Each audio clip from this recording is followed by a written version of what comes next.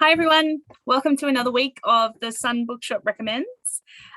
This week I'm going to recommend a couple of kids' books because I've been moving house and renovating and had no time to sit down and read, so except for kids' books. So the first one I'm going to recommend is Tomorrow is a Brand New Day by Davina Bell and Alison Colpus. It's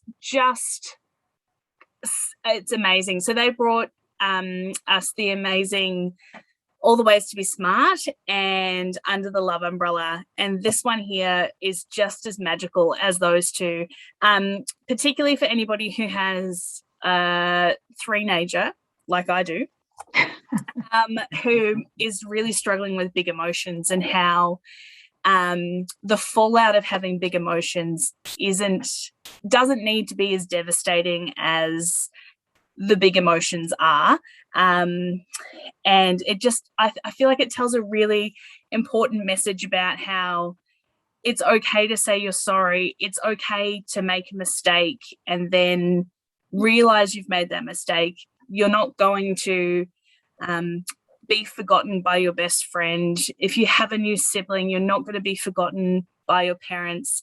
You're not unloved. It's just such a beautiful message, and the illustrations are absolutely glorious. Like, it's just so vibrant and beautiful, and yeah, I love it. These two are a magical combination, and this book, Tomorrow is a Brand New Day, is a magical book. I think it's really beautiful.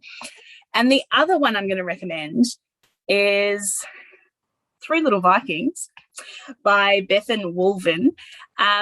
I'd not read any of her books previously, and I've subsequently gone out and bought the other ones as well. But the Three Little Vikings tells the story of three young girls in a Viking village who the village is under siege by an unknown evil being, and the chieftain just keeps dismissing what's happening, saying to them it's just a fox, it's just the wind, the trees are rotten, and they don't believe him, and they know that the village is in danger, so they take it upon themselves to investigate and save the day.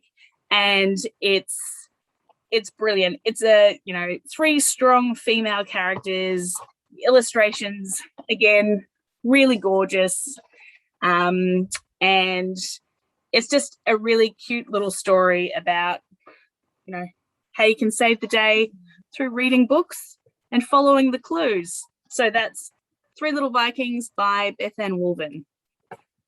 Nice. I'm keen to read those as well. They look lovely. I am recommending the new Louise Erdrich book, The Sentence. And so if you read The Night Watchman, which was her previous book, then you will really love this one. It's a little bit different, though, in that it follows one character, Tuki, who is a bookseller at an independent bookshop during the pandemic. Amazing. I think we can relate to. But the thing is, which we can't relate to, a customer, one of the most annoying customers that Tuki has, suddenly dies and her ghost haunts the bookstore, which is a lot of fun. It's a bit creepy as well, but the creepiness comes from the fact that the last thing that they found Flora, the customer, with was an unmarked book, and it was open at a certain page on a certain sentence. So there's a bit of mystery involved as to what this powerful sentence can do to the reader and to history as well, because it also tells she's a Native American woman, so she's looking at the effects of pandemic and isolation on her sort of close family, but also her extended family and her community, as well as just bookstores in general in America. They're really, particularly being booksellers, it's a really nice sort of representation, I would think. If you're ever wondering what it's like to work in a bookshop, down to the somewhat romanticized little tidbits, like certain customers who you can never quite find the right book for, but it feels good when you get a good recommendation. Got a character like that in there. It's really lovely, and the way that, as Louise Erdrich has done before, brings family into it and how you can connect through that with them through certain circumstances is lovely. following Tukey along this sort of journey of self-discovery, but also the importance of reading and literature in so many different ways. It's a really lovely read.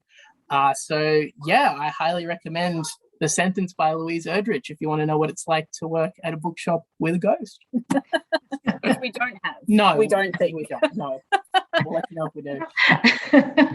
Well, that sounds so great. I have been reading, but not as much as I wish I could, because I've been working in a bookshop at this time of year. So the book I'm reading at the moment, it's called The Love Songs of W.E. Du Bois, and it is by Honoré Fanone, I'm not sure, Jeffers, and it's such an incredible, big American story. I think they write these big, multi-generational stories so well, Americans. I don't know why, but they're amazing at it. And this one is no exception. I've read a lot of reviews that say this is the great American novel. Wow. And it has just won my heart completely. It is a big multi-generational story starting from 1600s with the Native Americans, and then the coming of white people and slaves. And this family is a big mixed race family, and it's got all their history. It's just, I love the characters so much, and all I want to do is read. I've got too much work to do. It's driving me crazy because it is like 800 pages long. So, but I'm going back to it very soon after this, actually, and I totally adore it, and I highly recommend it. So The Love Songs of W.E.B. Du Bois. It'll be a great book to read post-Christmas, laying on a beach, laying in your backyard, whatever, laying on the couch. Anyway, I love it. I also just read the Anne Patchett book of essays, These Precious Days, which I have to say was so incredible. She is such a great writer, Anne Patchett. And I kind of forget in between books, and I pick up another one and I go, yes, I'm in safe hands. And that's how I felt with her book of essays. It was great. Thanks, everyone, for listening to us. We do have a special treat. We have in the Younger Sun a lot of signed Andy Griffith's Treehouse books. Woo! You know what they are if you have children, and they will be excited. Andy came in and signed books and also gave us a recommendation. So here's Andy, and thanks for listening. Thanks, everyone. Bye. Good to go. Hi, I'm Andy Griffiths, and I write books about a treehouse with my friend Terry Denton. This latest one is about all the craziness that's gone on. We go camping on our camping ground level for a nice, relaxing holiday. What could possibly go wrong?